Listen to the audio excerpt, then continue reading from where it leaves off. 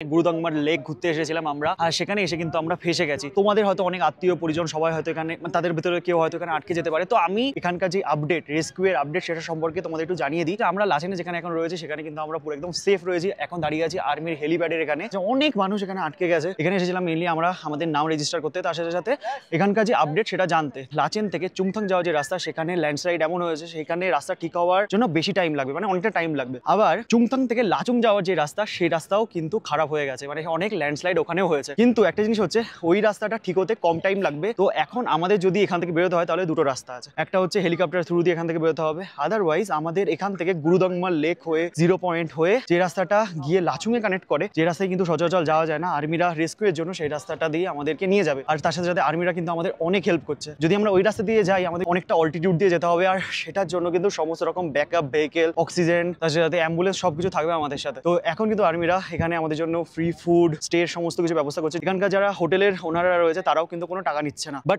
এখন কিন্তু আমরা এখান থেকে বেরোতে পারবো না। আমরা বেরোতে পারবো তখনই যখন লাচুংয়ের রাস্তাটা ঠিক হয়ে যাবে, কারণ ওখানেও কিন্তু অনেক টুরিস্টরা আটকে গেছে। এখন যদি আমরা এখান থেকে বেরোই গিয়ে লাচুং চলে যাই, তাহলে কিন্তু ওখানে গিয়ে আমরা থাকার জায়গা পাবো না, তো আরো বেশি বাজে পরিস্থিতির সম্মুখীন হবে। তো আর্মিরা যখন ওখান থেকে গ্রিন সিগন্যাল পাবে, তারপর এখান থেকে আমাদের নিয়ে যাবে হয়তো ওই রাস্তা দিয়ে। 2023 সালে যেটা হয়েছিল বলতে পারো এখনো সেরকমই সিচুয়েশন, বাট এবার কোনো ক্লাউড বাস্ট বা ওরকম কিছু হয়নি, জাস্ট একটা বৃষ্টির জন্য রাস্তা পুরোপুরি ডিসকানেক্ট হয়ে গেছে।